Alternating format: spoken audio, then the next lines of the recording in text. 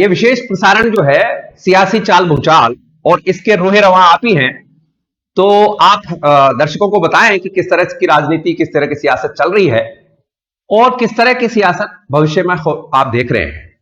चंद्राजी सिंघवी के बारे में मैं दर्शकों को बता दूं पहले, चंद्राजी सिंघवी राजनीति के चाणक्य माने जाते हैं, पूर्व कैबिनेट मिनिस्टर हैं और सियासत को बहुत ही बारीकी से जानते हैं, समझते हैं और इसके इंप्लीकेशंस और इसके फ्यूचरिस्टिक इफेक्ट्स भी जानते समझते हैं। बहुत ही एक लंबा उनका अनुभव है। हम चाहते हैं कि हमारे दर्शक उसी अनुभव का लाभ उठाएं, तो हम चलते हैं सीधे चंद्राजी सिंघवी के पास। स्वागत है सिंघवी साहब आपका, नमस्कार। धन्यवाद। बोलिए।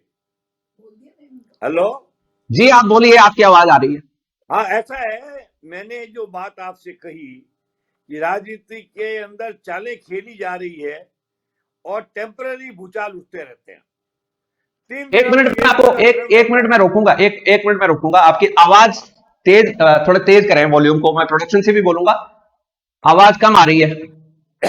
ऐसा है, आवाज तो मेरी बहुत तेज है, वो आ नहीं रही है, कम आ रही है। हेलो, हाँ, ऐसा है कि राजनीति में दोनों पार्टियों में भूचाल है जी, भूकंप भी है और कभी ज्वालामुखी बनने की कोई संभावना नजर नहीं आ रही है। हाईकमांड को कोई पार्टी मानता नहीं है। हाईकमांड के किसी बात के आदेश की न कांग्रेस में पालना होती है, न भारतीय जनता पार्टी में पालना होती है। मोदी और अमित शाह जोर लगाकर रह गए, वसुंधरा पक्ष वालों ने अपनी आवाज बंद नहीं की। आज भी बोलते जा रहे हैं, आरोप होते जा रहे हैं, रोहतास को नोटिस दिया जा रहा है। ये सब चलता रहता है। कांग्रेस में सोनिया जी की बात नहीं मानते। अभी अखबार वाले ने लिखा था कि गहलोत जी सोनिया का फोन नहीं उठाते हैं। सच्चाई और झूठ मैं नहीं जानता, मगर जितनी मेरी जानकारी है, आज दोनों पार्टियों का हाईकमान अपने प्रांतीय नेताओं के हाथों में मजबूर और कमजोर हो गए हैं। उनके इशारे को समझा नहीं जाता है। कोई जमाना था जब इंदिरा गांधी अपनी आंख की प्रकृति को उठाती थी तो प्रांतीय नेताओं को झुरझुरी आ जाती थी, उनमें कंपन हो जाता था। अब कोई परवाह नहीं करता है। सचिन पायलट और गहलोत की लड़ाई के बीच आला कमान एक साल से तड़प रहा है। न कॉम्प्रोमाइज होता है, न फैसला होता है। गहलोत के लोग कहते हैं पार्टी में नहीं लेंगे, सचिन कहता है मेरे आदमी मंत्रिमंडल में आएंगे। मेरे समझ में नहीं आ रहा है, दोनों पार्टियों के हाईकमांड को लकवा हो गया है, इसलिए हाईकमांड कमजोर हो गए। अब जब हाईकमांड कमजोर हो गए हैं तो प्रांत मजबूत हो गए। जब प्रांत मजबूत हो गए हैं तो प्रांतीय नेताओं की चलने लगी है। दोनों पार्टियों में ये दुर्दशा है और लोकतंत्र का ये तकाजा है। जब तक पार्टी के अंदर आला कमान का वर्चस्व नहीं रहेगा, डिसिप्लिन स्थापित नहीं होगा। जब डिसिप्लिन नहीं होगा, पार्टी में विद्रोह होंगे, पार्टी में झगड़े होंगे, एक दूसरे पर आरोप लगेंगे, झूठे झूठे बहाने किए जाएंगे। वो कहेगा सचिन ने गलती कर दी, सचिन के लोग कहेंगे गहलोत ने गलती कर दी। सचिन कहेगा आला कमान मेरी बात नहीं मानता है, अशोक जी कहेंगे कोई स्पेसिफिक समझौता हुआ ही नहीं है। सचिन कहता है मेरे 6 मंत्रियों को लो, गहलोत जी का मन तो 2 मंत्रियों को लेने का नहीं है। ये स्थिति कांग्रेस की। इधर वसुंधरा जी के लोग कह रहे हैं मानते ही नहीं है, सतीश पूनिया को समझते ही नहीं है, सतीश पूनिया इनको समझता नहीं है। ये तो ऐसी है लड़ाई, 2 अध्याय आपस में लड़ रहे हैं। अध्याय से ज्यादा औकात न इस कांग्रेस की स्थानीय नेताओं की है, न उधर नेताओं की है। अब बात यह है कि कोई फैसला करने की स्थिति नहीं है। ऐसे में आप पूछते हो चाल क्या? चाल है ही नहीं। जो एक चाल चलता है वो चाल 3 दिन रहती है, चौथे दिन वो चाल समाप्त हो जाती है।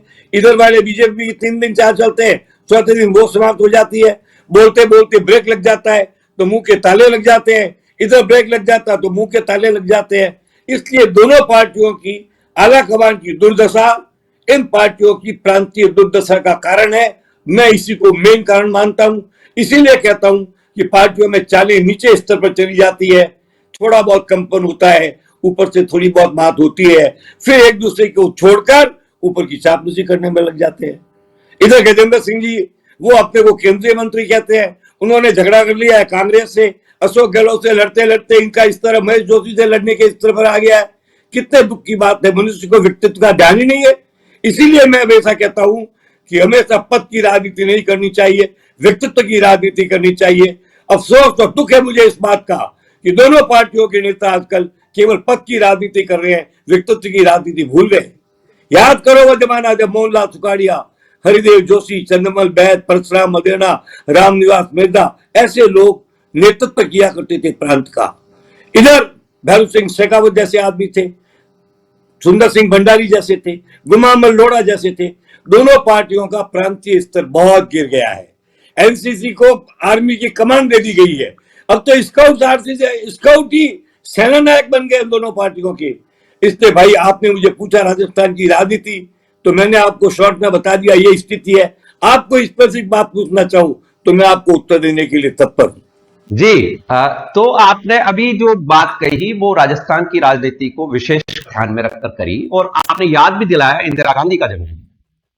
इसमें मेरा एक सवाल ये भी बनता है इस मामले में कि क्या आपको लगता है कि कमांड जिसको हाईकमान भी जनरली कहा जाता है पार्टियों की, या सत्ताधारी दल है आज हमारा भारतीय जनता पार्टी का, तो आपको क्या लगता है कि दोनों ही पार्टी में समान स्थिति है, या बीजेपी कहीं कुछ बेहतर स्थिति में है?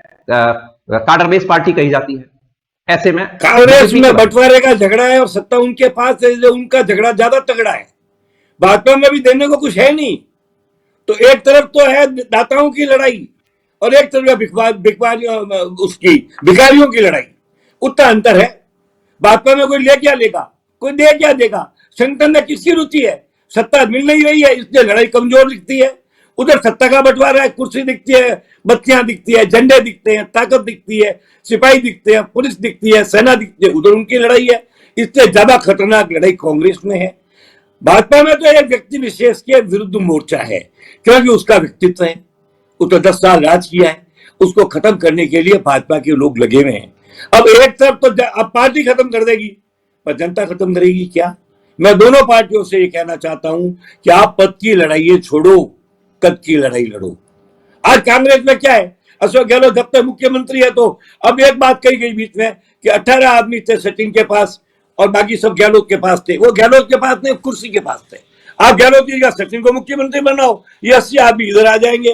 गहलोत के पास व्यक्तिगत कितने हैं? सचिन के पास भी देने को था, दाता था, वो कुछ दे सकता था, कुछ दिलाया भी होगा, राज में आने की संभावना थी, बाद में आश्वासन दिया। ये सब जगह सत्ता के बंटवारे की पूर्व घोषणा है। इसके लिए संख्या है, संख्या किसी के पास कुछ नहीं है, संख्या केवल सत्ता के पास है। अगर सत्ता ही नहीं है तो फिर आप हटा करके देखिए। आप पूछे गहलोत जैसे कि आप छोड़िए कुर्सी, फिर बताइए कितने एमएलए आपके साथ हैं। आप सचिन से बोलिए कि आप राहुल गांधी के समर्थन और आला कमान को दिए गए आश्वासन को छोड़िए, आपके पास कितने हैं? किसी के पास कुछ नहीं है। जो है वो सत्ता के पास है, इधर संगठन में नेतृत्व के पास है। अब सतीश पूनिया जी के सामने वसुंधरा का व्यक्तित्व आएगा तो भाजपा की क्या स्थिति होगी? भाजपा में एक आदमी तो बताओ, वसुंधरा को हटाने की बात मेरे समझ में आती है। आला कमान नहीं चाहता, मत बनाना, तो विकल्प लाओ। कांग्रेस में भी विकल्प नहीं, भाजपा में विकल्प नहीं, प्रांतीय स्तर पर विकल्प नहीं, राष्ट्रीय स्तर पर विकल्प नहीं। विकल्प विहीन पार्टियों की आपकी स्थिति दयावान स्थिति है। भाजपा में कम दया इसलिए है कि वो भिखारियों का लेवल पर है, वहां बंटवारे को कुछ है नहीं। कांग्रेस में ज्यादा संघर्ष है, क्योंकि वह बांटने के लिए है, वह लूटने की है। जब लुटेरे लूटते हैं तो कुछ बात और होती है, तो ताकत ज्यादा लगती है, और भिखारी मांगते हैं तो केवल टोकरा सामने करना पड़ता है। ये दोनों में अंतर है। आपने अभी मेरे ख्याल से वसुंधरा राजे की तरफ आपका इशारा था, आपने टच किया उनको। मैं उस इश्यू पर आऊं, इससे पहले आपने गजेंद्र सिंह शेखावत का नाम लिया, जो कि बड़े एस्पिरेंट के तौर पे सामने आ रहे थे जब सचिन पायलट और अशोक गहलोत के बीच में बहुत बड़ी रिफ्ट हुई और बाड़ेबंदी इनको करनी पड़ी, और सचिन पायलट उस समय एक तरह से विजेता की तरह सामने नजर आ रहे थे। तो ऐसे में क्या आपको लगता है कि अशोक गहलोत जैसे अनुभवी और जनाधार वाले नेता के सामने गजेंद्र सिंह शेखावत का जो ये सीन बना, इसमें गजेंद्र सिंह शेखावत का क्या भविष्य देखते हैं आप? मैं अशोक गहलोत की लड़ाई में गजेंद्र सिंह को नापता ही नहीं हूं। अशोक गहलोत और गजेंद्र सिंह की लड़ाई है ही नहीं। गजेंद्र सिंह की लड़ाई तो भीतर पार्टी से है। अब गजेंद्र सिंह अपने व्यक्तित्व को बढ़ा करके सब भाजपा नेताओं को क्रॉस करना चाहते हैं। अभी तो उनके ऊपर जो सोसाइटी वाला कांड है उससे तो मुक्ति पाए। गहलोत से लड़ते लड़ते गजेंद्र सिंह का इस तरीके के महेश जोशी से लड़ने के लायक आ गया। गजेंद्र सिंह कोई मुख्यमंत्री पद के दावेदार सक्षम को मैं नहीं मानता इस बात को। गजेंद्र सिंह जी को जोधपुर के पर्टिकुलर जाति के कुछ लोगों के अलावा कोई समर्थन ही नहीं है। अशोक गहलोत जैसा कैसा भी है, मैं तो अशोक गहलोत को शुरू से लाइक नहीं करता था, मगर मैं विरोध भी करता हूं। मगर मैं उसकी एक बात को मानता हूं कि उसने धीरे धीरे आला कमान पर पूरा कब्जा किया हुआ है। गजेंद्र सिंह के पास आला कमान पर कब्जा करने की कोशिश में यहाँ सब गए। वो गजेंद्र सिंह के कितने कॉम्पिटिटर है। वो ओम बिरला जी भी मुख्यमंत्री बनना चाहते हैं, ओम माथुर भी मुख्यमंत्री बनना चाहते हैं, वसुंधरा सिंधिया भी मुख्यमंत्री बनना चाहती है, गुलाब चंद कटारिया भी मुख्यमंत्री बनना चाहते हैं, सतीश पूनिया भी मुख्यमंत्री बनना चाहते हैं, दिया कुमारी सबसे ज्यादा स्वीकार्य नाम, वो भी मुख्यमंत्री बनना चाहती है। उसके पीछे धन धान घराना सब कुछ है। कांग्रेस में कह लो तो सचिन की लड़ाई है।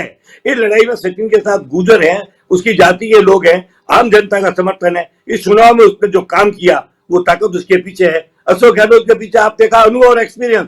अरे भाई, अनुभव और एक्सपीरियंस से कुछ होता तो मैं तो अशोक गहलोत इनसे 20 साल सीनियर हूं, कुछ नहीं होता इससे। सत्ता जिसके भाग्य में होती है उसको मिल जाती है। गहलोत प्रबल भाग्यवान व्यक्ति है, इससे आप इनकार नहीं कर सकते। गजेंद्र सिंह को एक मौका मिल गया है, इनको एक अवसर मिल गया है। अवसर के अलावा क्या है गजेंद्र सिंह के पास? कुछ भी नहीं है। वसुंधरा जैसे भी है 10 साल की मुख्यमंत्री रही है, बैकग्राउंड है, घराने की ताकत है, जाति का समर्थन है।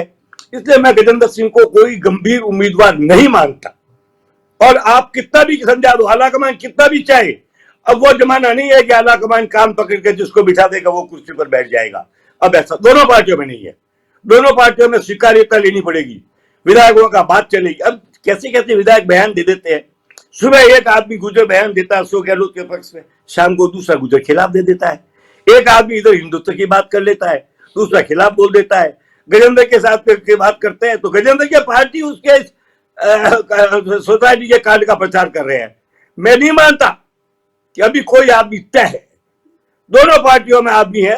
कांग्रेस में मुख्यमंत्री पद के दावेदार बहुत कम है, ये कांग्रेस का प्लस पॉइंट है।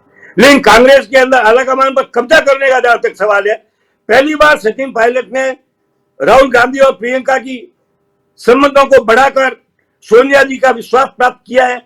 आज तक ऐसा कोई नहीं कर सका।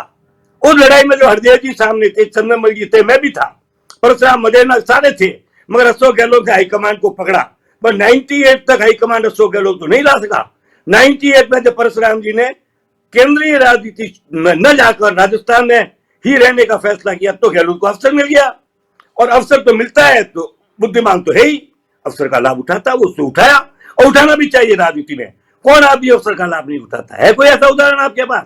इसलिए आप गजेंद्र सिंह और अशोक की तुलना मत करो, ये उचित नहीं है। जी, ये आपने जो सोसाइटी का मामला रेखांकित किया है, मैं इसके पहले इस इश्यू को टच करना चाहूंगा।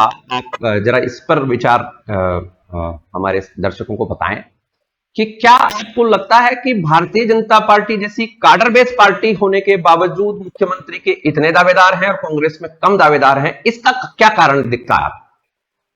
इसका कारण है कि कांग्रेस में अशोक गहलोत ने पिछले 25 साल में किसी को बढ़ने ही नहीं दिया, किसी का कद बनने ही नहीं दिया। सोनिया के वो किसी को नजदीक जाने ही नहीं दिया। वहां धीरज श्रीवास्तव उनका काम करता था। अशोक गहलोत की ने किसी आदमी को उस परिवार के निकट जाने ही नहीं दिया। यह पहली बार थी 16 तारीख को उनकी मृत्यु के 4 दिन पहले जब राजीव जी जोधपुर एयरपोर्ट पर आए, केवल मुझसे बात की तो मैंने कहा भोजन करके जाना, तो बोले तेरे घर से भेज देना। ये पहला मौका था। हरदेव जोशी के राज में आया तो अशोक गहलोत ने किसी को नहीं बढ़ने दिया। मैं हरदेव जोशी के राज में कैबिनेट मंत्री स्तर पर पहुंचा पूरे विरोध के बाद। कौन आदमी को बढ़ने दिया? अशोक ने किस आदमी को बढ़ाया? अब इन लोगों को बढ़ाया अरोड़ा वरोड़ा, ये तो इनके कार्यकर्ता है गहलोत के। गहलोत ने अपने आदमियों को कार्यकर्ता से ऊपर के कद पर उठने ही नहीं दिया, इसलिए मुख्यमंत्री के दावेदार नहीं बने। पहली बार सचिन पायलट युवा नेता बना जिसने अशोक गहलोत को चुनौती दी और आलाकमान ने पैठ की तो एक समानांतर मुख्यमंत्री का दावेदार बन गया। अब शांति धारीवाल क्या है? जो अशोक गहलोत कहता तो यस मैन है, बीडी कल्ला यस मैन है, सीपी जोशी यस मैन है। कोई लाओ तो सही जो विरोध करने वाला हो। जब विकल्प ही नहीं है तो गहलोत के पास ज्यादा कॉम्पिटिटर कहां से आएंगे? नहीं आएंगे। भगवान जितेंद्र सिंह को अवसर मिलता वो लेना नहीं चाहते, इसलिए वहां कम बने। इधर क्या है कि आरएसएस की बात है। आरएसएस का हर ट्रेंड आदमी अपने आप को नेता मानता है। ये बीमारी है बहुत बड़ी। आरएसएस में 4 दिन क्या गए, वो हाफ पैंट की अब लंबाई बढ़ के पैंट के बराबर हो गई। तो हर आदमी जो थोड़ा बहुत भी काम करता है वो मुख्यमंत्री पद का दावेदार बनता है।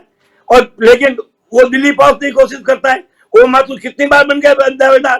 वसुंधरा के अलावा कितने लोग बन गए, घनश्याम तिवारी भी बना था एक जमाने के अंदर। तो इसलिए तो 1 दर्जन से ज्यादा मुख्यमंत्री के दावेदार है, वहां केवल 2-3 आदमी ही मुख्यमंत्री के दावेदार है। इसमें योगी अशोक गहलोत का चतुराई भी है और उसके बाकी भी है। इधर गजेंद्र सिंह जी पहली बार मौका मिला 93 में जोधपुर विश्वविद्यालय के विद्यार्थी संघ के अध्यक्ष बने।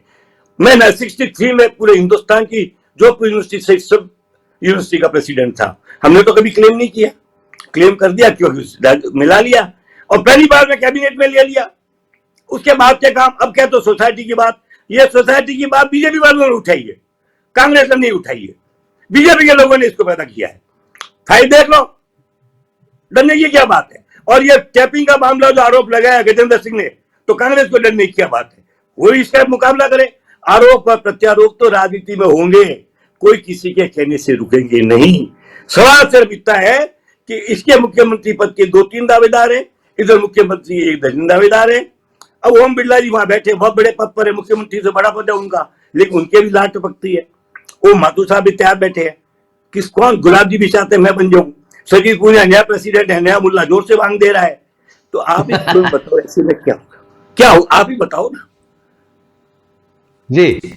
तो अभी आपने जैसे कहा कि अशोक गहलोत जी ने किसी को बढ़ने ही नहीं दिया, तो इसके जो सीधे सीधे मायने आते हैं वो ये समझे जाते हैं कि राजनीति में जितनी चतुराई अशोक गहलोत खेलते हैं और जिस तरह से इन्होंने पुरानी जो टीम थी जिन वरिष्ठ नेताओं के आपने नाम गिनाए, उन सभी नेताओं को लगभग साइडलाइन करके और अपनी नई एक तरह की टीम, अपनी एक नई फौज और तिजारत के जो ओहदे हैं उनको एकदम से उनको बांट दिया और नई एक लीडरशिप खड़ी करने की नहीं, आप अधूरा सुनो। अशोक गहलोत के विरोध के बावजूद अहमद पटेल मेरे घर आया ना इस चुनाव के पहले मदद मांगने के लिए। अहमद पटेल, मुकुल वासनिक, राजीव शुक्ला तीनों आए विधानसभा चुनाव के 10 दिन पहले और एक पैक्ट करके गए। अहमद पटेल ने कमिटमेंट किया, गहलोत ने उस कमिटमेंट को रद्दी की टोकरी में फेंक दिया। इसके पहले जब मैं ऑल इंडिया कांग्रेस का सेक्रेटरी बना तो दिग्विजय और कमलनाथ मेरे दोनों के डायरेक्ट सबऑर्डिनेट थे, उन्होंने गहलोत का नाम लिया तो हमने भी बदला लिया, 8 मंत्री हटाए मैंने उसके। ये नहीं है, तो अफसर की बात है। कोई आदमी इसके सामने झुका न हो और टकराया हो और उसको इसने हराया हो तो बताइए ना आप मेरे को। मैं तो कई बार विरोध रहा है, मगर मैं गहलोत की इस बात की तारीफ करूंगा कि उसने सोनिया के घर को बड़ी मजबूती से पकड़ा था, उसमें किसी की स्ट्रेंथ नहीं हुई, न हरदेव जी घुस पाए, न चंदनमल जी घुस पाए, न परशुराम घुस पाया, न बलराम जाखड़ घुस पाया, न रामनिवास मिर्जा घुस पाया, इससे गहलोत जी बने रहे। पहली बार सचिन घुसा है, उसका तो क्या इलाज है अपनी अपने कलाकारी। कल हो सकता है जितेंद्र सिंह से ज्यादा गहरा बैठ जाए, पर आज की तारीख में सोनिया गांधी के परिवार में अशोक गहलोत की पकड़ को कोई चुनौती नहीं है। इस बात को मैं नहीं कहूंगा तो भी आप मानोगे। अब बार बार कहते हैं राजीव गांधी ने जब पहचाना इन लोगों को तब भगवान ने उसको उठा लिया, वो कब पहचान गया था चित्र से कौन क्या है। अब राष्ट्रवाद जनता की लोकप्रियता का प्रश्न आपने पैदा किया। मैं आपसे एक बात पूछ रहा हूं, पूरे जोधपुर संभाग में करीबन 38 सीट है, पाली में 0 कांग्रेस, जालोर में 0, एक आई है तो वो अपनी ताकत पर आई है। उसमें हमारे बीजेपी का विद्रोही सपोर्ट हमने करवाया था, मिलापचल से सपोर्ट। बाड़मेर में एक आया हरीश, वो अपनी औकात पर आया। मुझे 4 नाम तो बताओ। अगर कोई भी आएगा तो वो कहेगा गहलोत जी का नेतृत्व तो मुझे मंजूर है। ये उसकी कला है, ये उपलब्धि नहीं है, उसका योग्यता है, उसका गुण है, बोलने की बात है। कड़वा बोलता नहीं है, अशोक मीठा बोलता है। और दूसरा अशोक के एक गुण की मैं तारीफ करता हूं कि वो अपनी कितनी भी आलोचना करो उससे व्यक्तिगत प्रतिशोध नहीं लेता है। मैं इस बात का कायल हूं और इस बात को मानता हूं, जबकि वसुंधरा जी ने व्यक्तिगत प्रतिशोध देने में कोई कमी नहीं रखी, अशोक गहलोत नहीं करता है। ये सारी बातें अलग अलग आदमियों के अलग अलग गुण है। तो आपने अभी जिक्र किया कि सोनिया गांधी के यानी कि कांग्रेस आला कमान के सबसे नजदीक अशोक गहलोत रहे, तो मैं आप ही की बात को आगे बढ़ाते हुए ये पूछना चाहता हूं कि उस कड़ी में भरतपुर से जो सांसद रहे नटवर सिंह, पूर्व राजनयिक हमारे रहे, नटवर सिंह का तो बहुत ज्यादा एसोसिएशन रहा कांग्रेस आला कमान से, फिर भी वो राजनीति में उतने आगे नहीं बढ़ पाए। और अशोक गहलोत की एक तरह से दोनों के बीच में बहुत बड़ी रिफ्ट भी रही, तो भी नटवर सिंह अशोक गहलोत का कुछ नहीं बिगाड़ पाए। ऐसे में बिगाड़ने से आपका क्या अर्थ है? देखिए आप 2003 में अशोक गहलोत को गुड बाय गहलोत कहकर हमने हटाया, अब आगे तो कुछ नहीं बिगड़ा उसका। 2013 में फिर मोदी हवा में उड़ गए। ये नहीं है। नटवर सिंह का एक अलग फील्ड था, वो स्टेट पॉलिटिक्स का फील्ड नहीं था, वो अंतरराष्ट्रीय राजनीति का फील्ड था। और वो अंत तक भी उनके नजदीक रह जाते तो वो अंतरराष्ट्रीय बन सकते थे। सोनिया प्रधानमंत्री बनती और पूर्ण ताकत से विदेश मंत्री बन सकते थे। वो राजस्थान के नेता बन ही नहीं सकते थे। राजस्थान की जनता में उनका लगाव ही नहीं था। केवल भरतपुर के चंद जाटों के नेता थे। अशोक गहलोत ने घूम घूम करके इस 5 साल के पहले 5 साल में राजस्थान ने अपनी जगह बनाई थी। अब केवल किसी की आलोचना करो, ये काम मैं नहीं कर सकता। मैं जब बात करूंगा तो मैं प्रसंगवश बात करूंगा।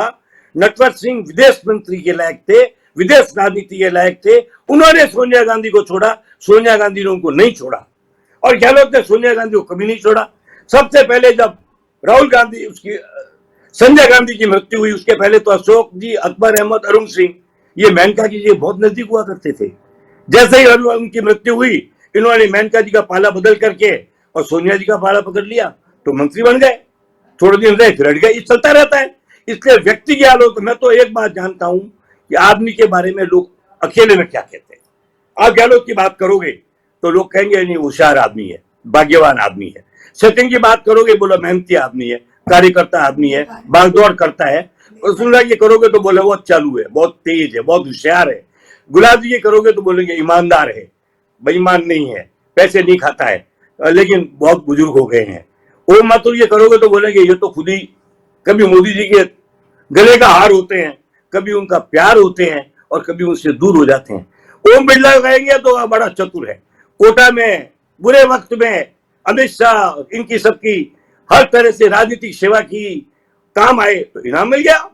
बाकी क्या है मुझे बताइए आप। अब ओम बिरला मुख्यमंत्री की बात करें तो ओम बिरला जी से पूछो कि कोटा डिस्ट्रिक्ट के बाहर आपका है कौन, आपको जानता कौन है। तब लोग कहते हैं नहीं साहब, बीजेपी में ऐसा होता है, हरियाणा के अंदर अनजान आदमी को मुख्यमंत्री बना दिया तो लोकप्रिय नहीं बना। वो हरियाणा का मुख्यमंत्री तो बन गया, पर हरियाणा की जनता का हृदयग्राही प्राणव्यापी नेता नहीं बन सका। तो बना देंगे, मोदी जी की मर्जी आएगी। जिसको हाथ पकड़ के ले गए पार्लियामेंट में कि मैंने इसको स्पीकर बना दिया, बन गए। सत्ता जिसके पास होती है उसका विरोध कम लोग करते हैं, और जो करते हैं उनको कीमत चुकानी पड़ती है। मैंने डट के विरोध किया, मैंने कीमत चुकाई। मैं तो अशोक गहलोत से बहुत सीनियर था साहब। अशोक गहलोत जी जब पढ़ते थे तब मैं स्वतंत्र पार्टी का स्टेट ऑर्गेनाइजर था 1959-60 में। महारानी गायत्री देवी के साथ एडवाइजर रहा। उससे क्या होता है, हर आदमी में होती है। अशोक जी में नरमाई है, विनम्रता मेरे में नहीं है, तो मैंने कीमत भुगी। ऐसी खराबियां हर नेता में किसी न किसी में होती है, तो उसको मूल्य चुकाना पड़ता है। इसीलिए ऐसे आदमियों को पद की राजनीति नहीं करके व्यक्तित्व का संघर्ष करना चाहिए, व्यक्तित्व की राजनीति करनी चाहिए। जी, आपने नटवर सिंह के बहाने जो अंतर्राष्ट्रीय राजनीति की बात की, मैं उस पर आऊंगा।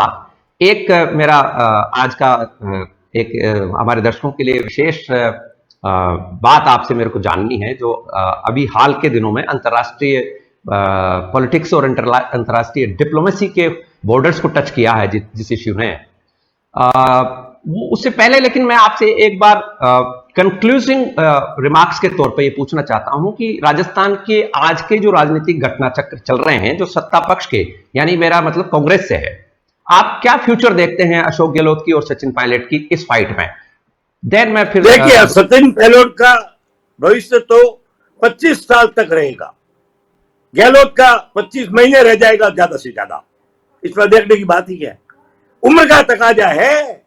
सचिन पायलट के साथ जो युवा पीढ़ी है वो राज में आज नहीं तो कल आएगी, कल नहीं तो परसों आएगी। सचिन अशोक गहलोत के साथ वाले लोग तो सभी 70, 78, 75, 71, 72 के लोग हैं, वो कितने दिन रहेंगे, और खुद अशोक जी कितने दिन रहेंगे। इसलिए आपने जब पूछा कि भविष्य क्या, तो भविष्य साफ है। जो वर्तमान में सत्ता चाहता है उसे गहलोत के साथ रहना चाहिए, जो भविष्य की राजनीति चाहता है उसे सचिन पायलट के साथ रहना चाहिए, और जो किसी तरह की राजनीति नहीं चाहता है, जातीय राजनीति करता है, तो उसका कई योग्य आदमी कांग्रेस में है। सुभाष महरिया जैसे मंत्री आए हुए हैं, उनका भी उपयोग होना चाहिए, नहीं होता है। मैं दोनों नेताओं से कहूंगा कि कांग्रेस की इज्जत बचाने के लिए आपसी मतभेद बुलाकर नई पीढ़ी के युवा लोगों को आगे लाओ, और पुरानी पीढ़ी को 1% से ज्यादा मौत मत दो। यही मैं कह सकता हूं। स्पष्ट है कि लंबा भविष्य तो सचिन पायलट का है, पर इमीडिएट भविष्य अशोक गहलोत का है। तो मैं जहां तक समझ पा रहा हूं, आप बिटवीन द लाइंस ये कह रहे हैं कि अशोक गहलोत अपना ये कार्यकाल पूरा करने जा रहे हैं। लगता है कर सकते हैं, कर ही रहा है। और सबसे बड़ी बात, सचिन जी रोज कहते हैं लोगों की नियुक्तियां करो, कहां कर ही रहे हैं गहलोत जी? क्या बुद्धिमानी से कर रहे हैं? बुद्धिमान को बना दिया ना, लोगों को बना दिया ना, उसको उधर परिवार को बनाया ना रिको में। इसलिए सचिन जी ने एक बहुत बड़ी गलती की, जनरल डिमांड की, स्पेसिफिक डिमांड नहीं की। सचिन स्पष्ट कहता कि मेरे इन 6 आदमियों को मंत्री बनाइए, मेरे इन 15 आदमियों को जगह दीजिए, तब तो कोई बात होती। इसने कहा अब तो वो हो जाना चाहिए विस्तार, तो गहलोत जो क्या तकलीफ है, विस्तार कर लेंगे, अपने आदमियों को ले आएंगे। सचिन पायलट ने जनरल डिमांड करके अपनी पराजय की है। अगर वो स्पेसिफिक डिमांड करते तो बहुत बड़े नेता बनते। अब कल उसने मेरे किसी दोस्त को सचिन ने कहा है, मैं उसको सचिन इसलिए कहता हूं, मैं पायलट का पर्सनल फ्रेंड था, वो ये कहता है कि मैं स्वयं सत्ता में नहीं आऊंगा। तो मैंने आज उनको एक वो ट्विटर भेजा है, मैं वो ट्विटर आपको 1 मिनट का पढ़ के सुना सकता हूं। मैंने लिखा है, आप पढ़िए, किसी भी टीम का कैप्टन बने रहने के लिए कैप्टन को टीम में शामिल होना पड़ता है। जब वो टीम को छोड़ देता तो कैप्टन नहीं रहता है। इसलिए ये भी गलतफहमी है सचिन जी के, बाहर रह के मैं सरकार चला दूंगा, कुछ नहीं। आना है तो मंत्रिमंडल में आना पड़ेगा तुमको, संगठन में आना पड़ेगा तुमको, नहीं तो तुम तो बैठे रहोगे, तुम्हारे 2-4 छोटे मोटे मंत्रियों को लेके गहलोत जी आराम से 2.5 साल निकाल लेंगे। तो आपने जो अभी इशारा किया कि सचिन पायलट स्पेसिफिकली नहीं बात कर रहे हैं कि अब जो भी लोगों को मंत्री बनाना है या पद देने हैं, सियासत में लाना है, तो कहीं ऐसा तो नहीं कि कांग्रेस की जो अंतर्गत जो खेमेबाजी है, सचिन पायलट उससे एक बड़े नेता के तौर पर ये देख रहे हो कि मैं इस खेमेबाजी से दूर जनरल बात करूं, कहीं ऐसा तो नहीं है? नहीं, ऐसा मैं नहीं मानता। ये तो सोच और विचार का फर्क है। तब उसमें सरकार बदलने की बात नहीं की होती, हरियाणा की बाड़ाबंदी वक्त तो केवल नेतृत्व बदलने की बात की होती। तो अब बोलिए आप क्या कहते हो जी? तो गलत तो करता ही सचिन पायलट में वो मैच्योरिटी नहीं है जो गहलोत में है। सचिन पायलट में उत्साह है, साहस है, योग्यता है, अप्रोच है, बोलने की ताकत है, जाने की ताकत है, जनता को लाता है, भीड़ इकट्ठी करता है, जय जयकार करवाता है। लेकिन राजनीतिक शतरंज खेलने के अंदर न तो वो विदुर बन सका है, न वो शकुनी बन सका है। वेरी गुड, आपने बहुत ही कंक्लूसिव रिमार्क दिए हैं। लेकिन अब ये कांग्रेस की राजनीति के साथ में मैं एक बार भारतीय जनता पार्टी को भी टच करता हुआ निकलना चाहता हूं। आपसे मैं जानना चाहूंगा कि भारतीय जनता पार्टी में वसुंधरा राजे की जो स्थिति है आज, जिस तरह का जनाधार उनके पीछे है, उसको आरएसएस काडर क्यों नहीं आगे करना चाहती है? क्या कारण लगता है? पहले तो भारतीय जनता पार्टी के ना जनाधार नाम की चीज ही नहीं होती है। भारतीय जनता पार्टी में संघ का कैडर ही भारतीय का जनाधार है। अगर वो खिलाफ है तो कोई साथ नहीं है। मैं आपसे एक बात पूछ रहा हूं, वसुंधरा राजे के 5 बड़े बड़े समर्थकों को आप जानते हो। यूनुस का उनका समर्थन है, उसको पूछो पार्टी छोड़ेगा वसुंधरा के लिए? मना कर देगा। मैं जो उमा भारती की पार्टी का राष्ट्रीय उपाध्यक्ष बना, उसके पहले जो मुख्य वक्ता था, जहां उमा भारती ने भारतीय जनशक्ति का निर्माण किया था, मैं मुख्य वक्ता था। तो मैं उस वक्त हमारे पास 112 राजनीतिक सलाहकार रहे हैं, आपसे ज्यादा कौन? नहीं, आगे सुनो, 112 एमएलए थे। पर जिस दिन दूसरे दिन हमने भोपाल में पार्टी बनाई तो 8 एमएलए आए थे, 104 भाग गए। इस जनाधार का क्या अर्थ है? क्या कोई आदमी पार्टी छोड़ेगा? वसुंधरा जी का जनाधार क्या वसुंधरा की पब्लिक मीटिंग कर रही है? वसुंधरा जी का आम जनता का वोटिंग ले रही है। उसको लाने तो विधायक ही है, विधायक मिलेंगे कहां से? कौन उम्मीदवार लड़ेगा उनके साथ अगर पार्टी का समर्थन नहीं होगा तो? 4 के नाम बताइए ना आप मेरे को। ये प्रताप सिंह लड़ लेगा भाजपा छोड़ के, यूनुस खान लड़ लेगा भाजपा छोड़ के, उपचंद्र लड़ लेगा भाजपा छोड़ के, कोई नहीं छोड़ता है। जनाधार तभी तक होता है जब तक पार्टी का आधार आपके के पास होता है। अगर मैं पार्टी के आधार पर होता तो कहीं और होता, पर मैं तो फेलियर था। मैंने पहले कहा था मैं तो सरपंच का चुनाव नहीं जीत सकता, इसलिए मैं नियुक्त की राजनीति में गया और 2 बार कैबिनेट मंत्री बना, ऑल इंडिया का सेक्रेटरी बना, जेडीयू का राष्ट्रीय महासचिव बना, उमा भारती का वाइस प्रेसिडेंट बना। मैं संतुष्ट, अब मैं असंतुष्ट हो जाऊं कि भाई गहलोत जी तो बन गया। अरे मैं बनते कहां थे? हमारे पास वोटिंग नहीं थी। अरे साहब, बीजेपी जैसी संस्था के अंदर कोई जनाधार होता तो हरियाणा का चीफ मिनिस्टर नहीं बनता। कैसे बन गया? बोलिए ना आप जी। जनाधार तो खाली गोरखपुर में ही था, बन गया ना चीफ मिनिस्टर। जनाधार बनाधार कुछ नहीं है। भारतीय जनता पार्टी में तो संघ की जनाधार है। संघ माता, तुम्ही पिता, तुम्ही सब कुछ तो हो तो आरएसएस है।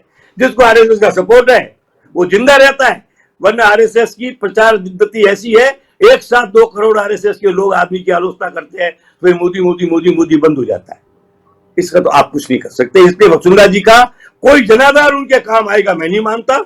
अगर वो अच्छे उम्मीदवार अपने साथ जुटा सकी और भाजपा से टिकट दिला सकी तो वो उनके काम आएगा, वरना कोई काम नहीं आएगा। फाइनल रिमार्क में आपसे भारतीय जनता पार्टी में, आपको क्या लगता है कि नए चेहरे के और मुख्यमंत्री पद के लिए वसुंधरा राजे के अलावा क्या जसवंत सिंह टिक पाएंगे, या जसवंत सिंह का इलाज मौजूदा मुख्यमंत्री जसवंत सिंह तो गजेंद्र सिंह, मैं सॉरी, जसवंत सिंह है ही, जसवंत सिंह कहीं नहीं है। नियुक्ति प्राप्त करता है, चुनाव वाला आदमी नहीं है। एक आदमी का नाम भूल गए, आप बताना जी। बड़ा घर, राजघराना, राजाओं की ताकत, गसिंदी का सपोर्ट, जैसलमेर महारानी का सपोर्ट, इन सब का सपोर्ट मिले, राजपूत हो, सक्षम हो, आरोप नहीं हो और पैसे वाली हो और ताकतवर औरत हो, आप दिया कुमारी को नजरअंदाज मत करो। दिया कुमारी की बात आप दिया कुमारी को नजरअंदाज मत करो, वो भी बन सकती है। हाँ, कोई भी बन सकता है, भाजपा भी है। बिल्कुल ठीक कह रहे हैं आप। तो आपके अनुसार अभी भारतीय जनता पार्टी में कुछ नेतृत्व को लेकर तय नहीं है आपके अनुसार? नहीं है ही नहीं है। मैं आपको, जब आपने अंतर्राष्ट्रीय मुद्दे नटवर सिंह जी के बहाने से छेड़ा है, तो मैं एक इश्यू को टच करते हुए निकलना चाहता हूं। जम्मू कश्मीर में जो फिलहाल ऑल पार्टी कॉन्फ्रेंस हुई, उसको लेकर आप किस देखते हैं, किस तरह का सीन बनता हुआ नजर आ रहा है? कोई सीन नहीं है। अरे जो 100 बरस में कोई नहीं कर सका, मोदी ने कमाल कर दिया। ये जम्मू कश्मीर के अंदर हिंदू नाम की चीज नहीं थी, 370 को भंग करके देश के 125 करोड़ लोगों को जम्मू आने का निमंत्रण दे दिया। क्या होती है पार्टी? आतंकवाद आधा से ज्यादा खत्म हो गया, पाकिस्तान की पिटाई हो गई, पाकिस्तान कमजोर हो गया, मोदी जिंदाबाद हो गया, 377 आबाद हो गया, भारतीय जनता के हृदय की भावना पूरी हो गई। मोदी ने जो काम किया वो उस काम के समकक्ष है जो बांग्लादेश को तोड़कर इंदिरा गांधी ने किया था। दोनों के दो महान कार्य भारत के इतिहास लक्षण और अमर रहेंगे। ये आपने बहुत इंपॉर्टेंट मौजू उठाया है कि 1971 की याद आपने दिलाई। मैं आपको थोड़ा सा इसकी पृष्ठभूमि में ले जाकर फिर आपसे चीज को समझना चाहूंगा कि 1971 में जो पाकिस्तान को तोड़ा गया और उसके बाद 1975 में जिस तरह से वापस से इंदिरा गांधी को घेरा गया और वही जम्मू कश्मीर में शेख अब्दुल्ला को वापस से लाया गया, और पाकिस्तान भी चूंकि उस राजनीति में बहुत ही ज्यादा तड़पा हुआ था एक तरह से, चूंकि वो टूट चुका था, तो उन्होंने भी 1000 कट्स की जो इंडिया को धमकी एक तरह की दी, और उसमें वापस से जम्मू कश्मीर में वही हालात पैदा हुए, वो हालात बाद तक पाकिस्तान ने हमारे घाव दिए हमको। तो आपको क्या लगता है कहीं मोदी सरकार भी उसी तरह के उसमें तो नहीं फंस रही है कि वापस इस्लामी ताकतों को थोड़ा सा एक तरह से पैसिफाई किया जाए? मैं एक बात आपकी नॉलेज में लाने के लिए कह रहा हूं जी, इससे इस विषय से मिलती जुलती भी है, इससे अलावा महत्वपूर्ण है जी। इंदिरा गांधी के सामने एक राष्ट्रीय व्यक्तित्व था मोरारजी देसाई जी। जब मोरारजी हटे तो राष्ट्रीय नेतृत्व था चरण सिंह जी हटे तो राष्ट्रीय नेतृत्व था राजीव गांधी। इस प्रकार राष्ट्रीय नेतृत्व थे। अब आप बात कर रहे हो 75 में इंदिरा गांधी के सामने मोरारजी होते ही नहीं, जयप्रकाश जी आते ही नहीं, तो क्या अर्थ था? इंदिरा गांधी के कमाल को तो कोई पहुंच ही नहीं सकता था। बांग्लादेश बनाकर जो भारत की सेवा इंदिरा गांधी ने की है, नेहरू वंश की अगर कोई आदमी याद रखेगा, केवल एक घटना को रखेगा। इसलिए आपका ये सोच बिल्कुल सही है, नटवर सिंह हो चाहे कोई सिंह हो, अगर भारतीय राजनीति के अंदर, राष्ट्रीय राजनीति के अंदर आज की तारीख में मोदी का कोई विकल्प नहीं है और आने वाले 5 साल में मुझे दिखता नहीं है। इसलिए मोदी के बारे में चिंतन मैं करता ही नहीं। आज मैं मेरे ड्राइवर से पूछता हूं तो कहता बर्बाद हो गए मोदी के राज में। मैं मेरे पीएस से पूछता हूं, कहते यार पार्टी बहुत खराब हो गई। व्यापारी कहते रोटी नहीं मिलती। पर जब मैं पूछता हूं वोट किसको दोगे, तो सारे बोलते हैं मोदी मोदी। इस जादू को आप क्या कहोगे? ये मोदी का करिश्मा नहीं है तो क्या है? ये आप किसी गरीब आदमी से पूछो, रिक्शा वाले से पूछो, टांगे वाले से आलोचना करेगा कि साहब सब बंद कर दिया, रोटी नहीं मिल रही है, धंधा नहीं है। पर फिर तो वोट किसको दोगे? बोले वोट मोदी को देंगे। इसका आप क्या करोगे? ये एक देश की जनता की राष्ट्र के प्रति निष्ठा को भी दर्शाता है। उनको लगता है you are totally correct, you are totally correct. राष्ट्रवाद, एक पहला मौका था बंगाल में कि राष्ट्रवाद को प्रांतवाद ने डिफीट दे दी। ये पहला अवसर था, राष्ट्रवाद को प्रांतवाद ने डिफीट दी। और इसमें मोदी जी की मैं भारी भूल मानता हूं। मोदी और अमित शाह को वहां जाकर इतना प्रचार नहीं करना चाहिए था। क्या होता है कि स्टेट में अगर दीदी आ जाती बंगाल के नेताओं में राष्ट्रीय नेतृत्व के काबिल एक व्यक्ति का नाम बताओ तो मैं उसको अपना नेता मानने को तैयार। एक का नाम बताओ, ये राष्ट्रीय नेतृत्व के काबिल। आपने जो बंगाल को छेड़ा, इसके बारे में हमें एक अलग एपिसोड हम करेंगे आपके साथ में, क्योंकि उस राजनीति को भी उस राजनीति को भी हम समझेंगे। मैं अब कंक्लूसिव उस तरफ चल रहा हूं प्रोग्राम के कंक्लूड करने के लिए। तो मैं जानना चाहता हूं कि राजस्थान में जिस तरह का राजनीतिक घटाटोप छाया हुआ है, एक तरह से बहुत ही ज्यादा सत्ताधारी दल में खेमेबंदी चल रही है, आए दिन नित नए बयान आ रहे हैं, रोज राजनीतिक नियुक्तियों की बात चल रही है, रोज कोई ना कोई नया समीकरण सामने आ रहा है। कभी सचिन पायलट कोई बयान दे रहे हैं। सचिन पायलट को लेकर आज भी लोगों में ये एक धारणा है, चाहे वो अभी किसी पद पर नहीं है, लेकिन जनता में सचिन पायलट को लेकर एक मैसेज है कि ये सत्ताधारी दल का बड़ा नेता है और हमें वो आज भी उनको मुख्यमंत्री या उप मुख्यमंत्री के नीचे नहीं देख रहे हैं। ऐसे में इस खेस्तान में कहीं राजस्थान के विकास को तो कोई बाधा नहीं पहुंच रही है? आप क्या मानते हैं? मैंने एक लाइन कही सबसे पहले आपको कि मैं पद की राजनीति नहीं, व्यक्तित्व की राजनीति करता हूं। याद है पहला सेंटेंस था मेरा आज का? जी, सचिन पायलट ने व्यक्तित्व की राजनीति की तो उसका व्यक्तित्व बन गया। पद की राजनीति के पीछे रहता तो हारे रहता। ये तो स्पष्ट है। सचिन पायलट की गलती क्या है? क्या काम नहीं किया? क्या उसको पुरस्कार मिला? क्या उसके साथ अन्याय नहीं हुआ? अशोक गहलोत अपना काम चला रहा है, उसने सोनिया की सेवा की, सोनिया की पूजा की, सोनिया के परिवार का भक्त रहा, इनाम उसको मिल गया। इसलिए आपका यह कहना बिल्कुल गलत है कि सचिन जीरो हो जाएगा। सचिन के साथ 30 साल की राजनीति बची हुई है। गहलोत के साथ कितने दिन, महीने, हफ्ताओं की है, बच्चों की राजनीति नहीं है। इधर युवा पीढ़ी इसलिए सचिन के साथ जाएगी, या नहीं तो कल एक नहीं। और सचिन राजस्थान की राजनीति छोड़कर नहीं जा रहा है, ये मेरी व्यक्तिगत बातचीत का मैं निर्णय दे रहा हूं। सचिन राजस्थान की राजनीति में ही रहेगा। किसी कीमत पर वो कोई राष्ट्रीय महासचिव या किसी प्रांत का प्रभारी बन के नहीं जाएगा। और यही सचिन के लिए उचित है कि राजस्थान में पांव जमाए रखे अंगद की तरह। आगे तो कल पांव तो उखाड़ेगा, कोई आएगा तो सही। इसलिए मैं आपको राजनीति में बहुत कुछ राजस्थान की बात बताई है। मैंने बिना किसी की आलोचना किए, बिना किसी की प्रशंसा किए, आपको डायरेक्टली इनडायरेक्टली सब कुछ कह दिया है। हम आगे भी आपसे इन सब विषयों को जानेंगे, समझेंगे और आपके इस बहुत लंबे अनुभव का हमारे दर्शकों के लिए हम फायदा भी लेंगे। एक लास्ट रिमार्क मैं चाहता हूं, क्या राजस्थान की जो मौजूदा सरकार है, इसके जो कार्यक्रम चल रहे हैं, इसके राजस्थान की राजनीति में आपने बहुत लंबे पद, कई बार पद पे भी रहे हैं, आपके बहुत लंबा अनुभव आपका है, सरकारों को नजदीक से देखा आपने। क्या राजस्थान की मौजूदा सरकार जनता से किए वादों पर खरा उतर रही है या नहीं? जब कोई बादशाह अकबर की तरह स्थायी होता है तो विकास करता है। जब कोई बादशाह औरंगजेब की तरह लड़ाई में जूझ जाता है तो विकास का टाइम ही नहीं मिलता है। 2 साल तो इसी में लगे, गहलोत सचिन पायलट को हटाऊं कि नहीं हटाऊं, हटाऊं कि नहीं हटाऊं।